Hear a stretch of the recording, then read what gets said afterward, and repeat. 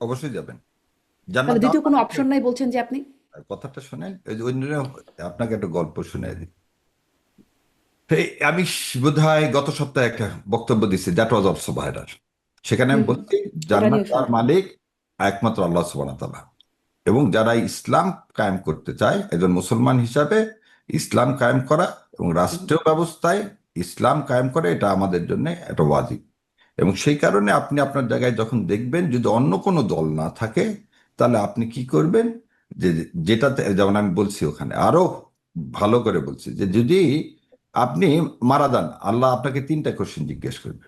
তার মধ্যে উদাহরণ দিয়ে বলছি, মান দিনুকা, দিন কায়েমের জন্য হুম। তুমি কি করছো, মানে ইসলাম কায়েমের জন্য তুমি পৃথিবীতে কি করছো।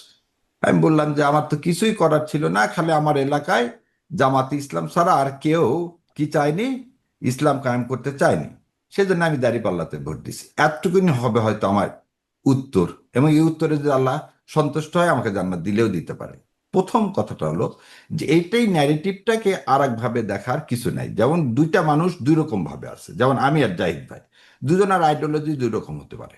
যেমন জাহিদ ভাইয়ের আইডিওলজি হতে পারে যে কি, একটা মানে ধর্ম নিরপেক্ষ একটা সেকুলার বা মিডিল ভাগের একটা হুম, রাষ্ট্র হতে পারে। আমি খালি জাহিদ ভাই বলতেছি না, এরকম হতে পারে। হুম, হুম। মানে তার আইডিওলজি না, ধরেন অন্য একটা ABCD।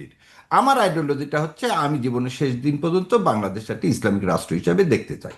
এবং এই দেখতে চাওয়ার জন্য আমি এমন একটা দলকে ভোট দিতে চাই যে দলটা আসলেই ইসলাম কায়েম করতে চায়, ইসলামী হুম। শাসন ব্যবস্থা কায়েম করতে চায়, কোরআন ও সুন্নাহ অনুযায়ী চায়। সেজন্য আমি বরাবর বলছি, আজও বলতেছি, আগামীও বলতেছি, কারণ কিন্তু এইটা আপনার দল তো বলছে সেটা চায় না, মানে তারা আমার করবে না বলছেন।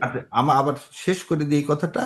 তাহলে আমি সেজন্যই জামাতে ইসলামের কথা বলি এবং বলি যে এটা আমার দায়িত্ব, এবং এটা করলে যদি আল্লাহ খুশি আমাকে জান্নাত দেয়, দিবে। আল্লাহ খুশি হয়ে যদি দেয়, দিবে। এবার আপনি বলছেন আপনার দল, আমার দল না। আমি জামাত ইসলাম সমর্থন করি, আবার ভালো করে হুম। যেগুলো যা যা বক্তব্য দিই সব আমার নিজের। আমি জামাত ইসলামের মুখপত্র না। জামাতে ইসলাম কখনো বলেনি আজ পর্যন্ত তারা কোরআন এবং সুন্নাহর আলোকে দেশ পরিচালনা করবে না, মদিনা সনদের বাইরে যে দেশ পরিচালনা করবে, এরকম কোনো কথা এখন পর্যন্ত জামাত ইসলাম বলেনি। যেদিন হুম। বলবে সেদিন থেকে আমি আর জামাতকে সমর্থন না, করব বলেছে তো, বলেছে না। জামাতের এই যে আমিরকে আপনি একজন আপনি খ্রিস্টান একটা নারী প্রশ্ন দেখান। করেছিলেন। হ্যাঁ, না আমি না, আপনি দেখাচ্ছি। সেদিনই আমিরে জামাত সুন্দর করে বলেছে সমস্ত জনসভায়, যে কি হুম। মদিনা সনদের উপর ভিত্তি করে কোরআন এবং সুন্নাহর আলোকেই জামাত ইসলাম পরিচালিত হবে। এবং যে যে যে মার্কাটা, এই দাঁড়িপাল্লা, এটা কিন্তু জামাতের মার্কাটা, এটা ইনসাফের প্রতীক। এই ইনসাফের প্রতীক হুম। সবার, আমার আপনার সবার জন্য সমান। এখন আমরা প্রতিটা দলের একটা আইডিওলজি থাকে, এবং আইডিওলজির উপরে মানুষ ভোট দেয়। সো জামাত ইসলামকে পছন্দ করার পিছনে আমার মূল আইডিওলজিটা হচ্ছে তারা কোরআন এবং সুন্নাহ অনুযায়ী দেশ পরিচালনা করতে চায়। শুধুমাত্র সিটি ব্যাংকে অ্যাকাউন্ট থাকলেই করতে পারবেন গুগল পে। তাই অ্যাকাউন্ট খুলুন আজই। জি। কিন্তু জামাতের আমির একজন খ্রিস্টান নারীর প্রশ্নের উত্তরে বলেছেন যে শরিয়া কায়েম করার পরিকল্পনা তার নাই এখানে। এইখানে বোন একটু শুনে হুম, নেন। শরিয়া হচ্ছে one component of Islamic state. হুম। শরিয়া মানেই পুরা ইসলামিক স্টেট না, কিন্তু ইসলামের একটা কম্পোনেন্ট হচ্ছে শরিয়া। সো আপনাকে যেটা বলছে, দেখেন নবী করিম সাল্লাল্লাহু আলাইহি ওয়াসাল্লামের উপর কোরআন কিন্তু একবারে নাজিল হয়নি।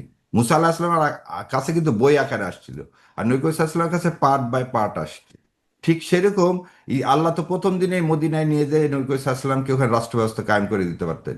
13 বছর পর নবী করিম সাল্লাল্লাহু আলাইহি ওয়াসাল্লাম 10 বছর পর যখন মদিনায় গেলেন, তারপর সেখানে আস্তে আস্তে কিন্তু গ্র্যাজুয়ালি ইসলাম কায়েম হয়েছে। ঠিক বাংলাদেশে আমরা ক্ষমতায় যদি ইনশাল্লাহ জামাত ইসলাম যায়, তাহলে সেটা আমির জামাত বলেই দিচ্ছে, গ্র্যাজুয়ালি আস্তে আস্তে হবে। আপনি কালকেই সবকিছু করতে পারবেন না। এখন এই যে আর একটা ন্যারেটিভ ভুল আসতেছে, সেটা হচ্ছে ইসলামটা হতে হবে আমার কালচারের মতো করে, বাংলাদেশের মতো করে। আল্লাহ তো বলেনি যে অমুক দেশকে ফলো করে তুমি ইসলাম কায়েম করো, এরকম তো কোনো কথা কোরআনে নেই।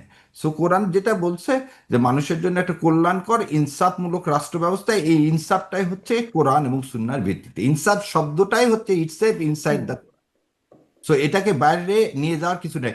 এমন কোনো জায়গা নাই যে জায়গায় আমির জামাত কি বলছে, আমরা ইনসাফ ভিত্তিক সমাজ চাই। আর ইনসাফ ওয়েলফেয়ার ভিত্তিক সমাজ ব্যবস্থাই হচ্ছে ইসলামের হচ্ছে মূল গোড়ার পথ। তাহলে তাহলে মানে ওই যে কোরআন সুন্নাহর ভিত্তিতে রাষ্ট্র পরিচালনায় তো শরিয়া, তো সেটি কেন না মানে না না, সেটির দিকে আপনি খালি কোরআন হুম, আর সুন্নাহর ভিত্তিতে পরিচালনা করার নামই শরিয়া না।